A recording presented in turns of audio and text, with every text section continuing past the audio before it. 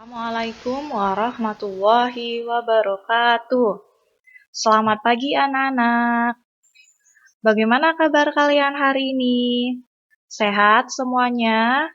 Ya, Ibu berharap kita semua selalu dalam keadaan sehat agar kita bisa melakukan aktivitas kita sehari-hari. Baiklah anak-anak, semangat untuk belajar hari ini? Ya, harus semangat ya, walaupun sekarang kalian masih belajar dari rumah. Baiklah anak-anak, hari ini kita akan belajar tema 6 menuju masyarakat sejahtera, subtema 1, masyarakat peduli lingkungan, dan pembelajaran 3. Adapun tujuan pembelajaran pada hari ini adalah anak-anak diharapkan mampu mengidentifikasi perilaku positif masyarakat yang merupakan wujud makna proklamasi kemerdekaan dalam kehidupan sehari-hari. Kemudian, anak-anak diharapkan mampu menyampaikan hasil pengamatan tentang makna proklamasi kemerdekaan dalam upaya membangun masyarakat Indonesia sejahtera. Kemudian, anak-anak diharapkan mampu menganalisis pelaksanaan kewajiban sebagai warga negara beserta dampaknya dalam kehidupan sehari-hari. Kemudian, anak-anak diharapkan mampu menyajikan hasil analisis pelaksanaan kewajiban sebagai warga masyarakat beserta dampaknya dalam kehidupan sehari-hari. Kemudian, anak-anak diharapkan mampu memperkirakan informasi dari teks non-fiksi berdasarkan kata kunci yang terdapat pada judul. Dan yang terakhir, anak-anak diharapkan mampu menyampaikan perkiraan informasi dari teks non-fiksi berdasarkan kata kunci yang terdapat pada judul.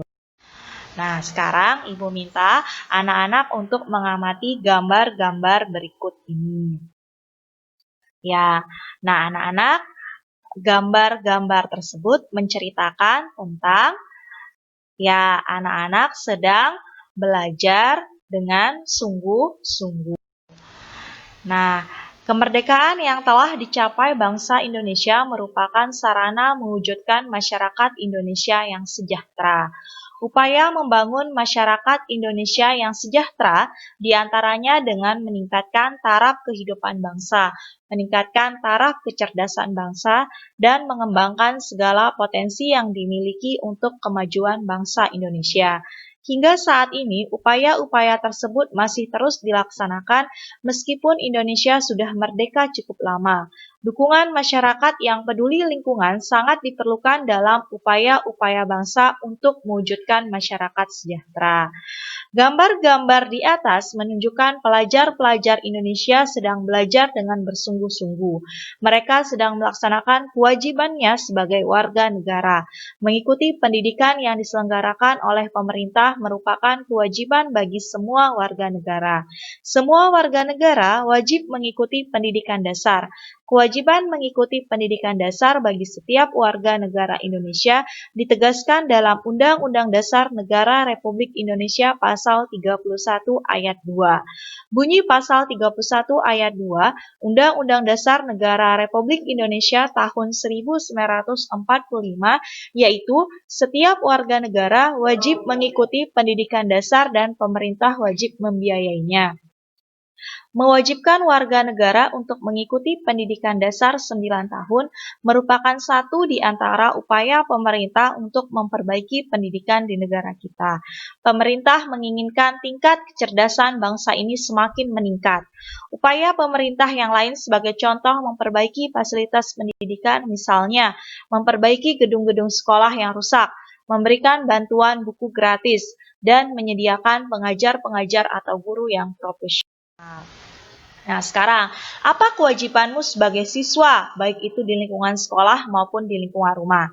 Yang pertama, di lingkungan sekolah, siswa harus taat kepada guru dan kepala sekolah, ikut bertanggung jawab atas kebersihan, keamanan, dan ketertiban sekolah, ikut bertanggung jawab atas pemeliharaan gedung, halaman, perabotan yang ada di sekolah, ikut menjaga nama baik sekolah, guru maupun pelajar lainnya, baik di lingkungan sekolah maupun di luar sekolah. Menghormati guru dan saling menghargai antar sesama murid. Memakai pakaian seragam sekolah sesuai dengan hari yang telah ditentukan. Kemudian, apa kewajibanmu sebagai siswa di lingkungan rumah? Yang pertama, kewajiban belajar, kewajiban membantu orang tua, kewajiban menjalankan perintah agama. Kamu telah mengetahui contoh-contoh kewajiban seorang siswa. Setiap siswa mempunyai kewajiban yang harus dilakukan, begitu juga warga masyarakat. Dengan melaksanakan kewajiban berarti kamu telah berperilaku positif. Berperilaku positif di masyarakat merupakan perwujudan dari sikap dalam memaknai proklamasi kemerdekaan Indonesia. Perilaku positif berarti perilaku yang sesuai dengan norma-norma dan aturan dalam masyarakat. Perilaku positif bukan berarti perilaku yang penurut, namun lebih daripada itu, yaitu kreatif, kritis, mandiri, dan berani membela kebenaran serta menjunjung tinggi prinsip-prinsip, asas-asas, dan tujuan yang disepakati bersama. Oleh karenanya, perilaku positif terhadap makna proklamasi kemerdekaan adalah perilaku kreatif, kritis, mandiri, berani membela kebenaran, dan menjunjung tinggi prinsip-prinsip, asas-asas, serta tujuan hidup bernegara sebagaimana telah dikumandangkannya proklamasi kemerdekaan dan asas kerohanian Pancasila serta nilai-nilai yang terkandung dalam Undang-Undang Dasar 1945. Bangsa Indonesia harus menyadari betapa mulia dan terpujinya perjuangan para pahlawan. Para pahlawan dengan gigih memperjuangkan kemerdekaan untuk lepas dari belenggu penjajah. Pengorbanan diri sebagai pahlawan bangsa dalam mencapai suatu kemerdekaan merupakan wujud tekad yang kuat dalam menentang penjajahan di muka bumi ini. Kemerdekaan Indonesia merupakan anugerah Tuhan Yang Maha Esa yang harus disyukuri. Oleh karena itu, kemerdekaan yang telah diperjuangkan para pahlawan tidak boleh disia-siakan. Kemerdekaan harus dipertahankan serta diwujudkan dalam tindakan nyata guna mencapai tujuan nasional. Perilaku positif terhadap makna proklamasi kemerdekaan berarti menghargai perjuangan para pahlawan bangsa. Penghargaan terhadap para pejuang bangsa serta para pahlawan bangsa dapat ditunjukkan dengan berbagai upaya untuk mengisi kemerdekaan guna tercapainya tujuan nasional bangsa Indonesia. Nah, sekarang bagaimana upaya kalian sebagai seorang pelajar untuk mengisi kemerdekaan? Yang pertama, rajin beribadah sesuai agama. Kemudian, belajar dengan giat, rajin, dan tekun. Kemudian, mengikuti upacara kemerdekaan dengan hikmat. Kemudian, saling menghormati antar sesama. Kemudian, mengikuti perlombaan 17 Agustus yang diadakan panitia setempat. Kemudian, ikut serta dalam mengemukakan gagasan, ide, pendapat di dalam kemerdekaan yang ada di kalangan masyarakat maupun sekolah. Dan yang terakhir, ikut berpartisipasi aktif dalam kegiatan yang ada di masyarakat. Nah, sekarang kita baca bersama-sama bacaan yang berjudul Kerukunan di Kampung Wonorejo, Papua. Kampung Wonorejo, Arso Timur, Papua adalah salah satu kampung transmigran. Warganya berasal dari berbagai daerah padat penduduk di Pulau Jawa. Kondisi tersebut membuat warga di Kampung Wonorejo memiliki perbedaan suku, agama, dan budaya. Di Kampung Wonorejo, posisi rumah warga bersebelahan. Semua warga akrab tak terkecuali anak-anak. Setiap hari anak-anak di Kampung Wonorejo pergi ke sekolah bersama. Itu sebabnya mereka sangat akrab. Mereka suka bermain bersama dan sering menghabiskan waktu di rumah satu sama lain. Meskipun berbeda suku, kebersamaan begitu kental terlihat dalam keseharian mereka.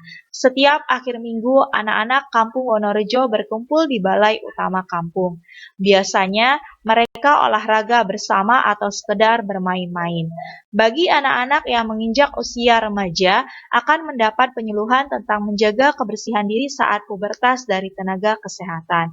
Kadang-kadang mereka juga membantu orang tua yang sedang bekerja bakti membersihkan lingkungan. Semua warga di Kampung Wonorejo hidup rukun. Mereka menyadari bahwa para pahlawan telah meraih kemerdekaan dengan semangat perjuangan tinggi. Dalam meraih kemerdekaan, para pejuang tidak memandang perbedaan daerah, agama, dan suku bangsa. Mereka bersatu padu untuk merebut kemerdekaan Indonesia dari tangan penjajah. Oleh sebab itu, semua warga Kampung Wonorejo ingin menjaga persatuan di daerah mereka sebagai wujud menjaga kesatuan NKRI. Mereka hidup rukun dalam perbedaan. Potret Kampung Wonorejo Arso Timur menunjukkan kepada kita tentang kerukunan dalam keragaman. Semua warga kampung hidup rukun walaupun berbeda asal-usul suku bangsa, agama, dan budaya. Keragaman suku bangsa menjadi modal sosial dalam pembangunan. Keberadaan berbagai suku bangsa yang ada di Kampung Wonorejo ini tidak lepas dari kebijakan pemerintah tentang transmigrasi. Program transmigrasi dimulai sejak pemerintahan Orde Baru pada tahun 1961.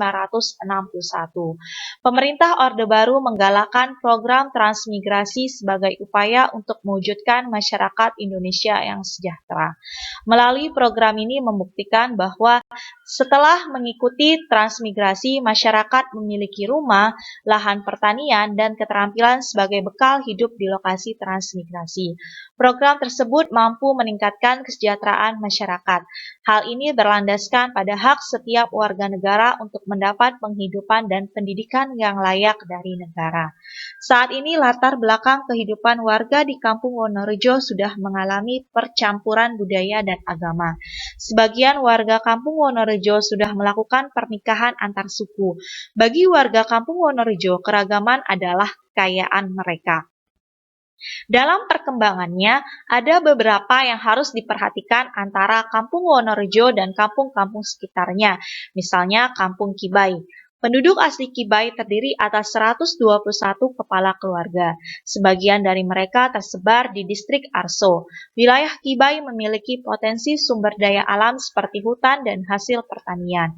Warga di Kampung Kibai menanam sayur dan umbi-umbian dikonsumsi sebagai makanan pengganti beras. Para wanita di kampung ini juga terampil mengayam noken dari kulit pohon.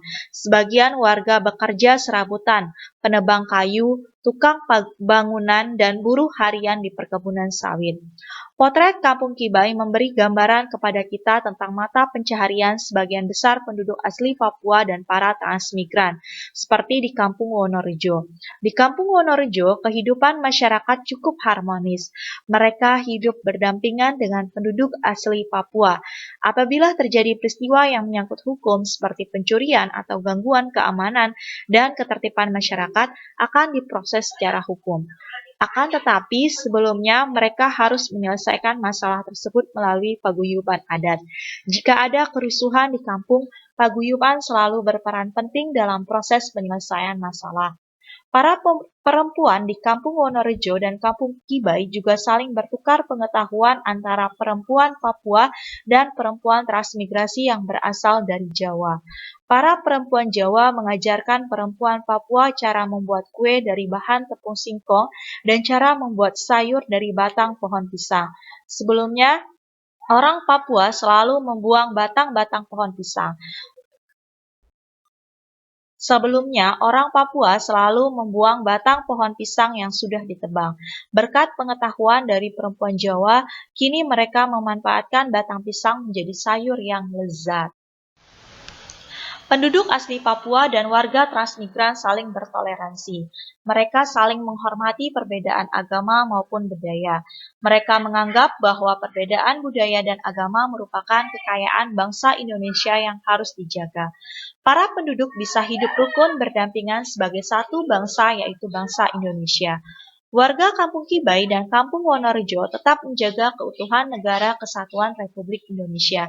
Mereka juga menjaga persatuan dan kesatuan serta selalu menjunjung tinggi semboyan Bhinneka Tunggal Ika dalam segala perbedaan yang ada.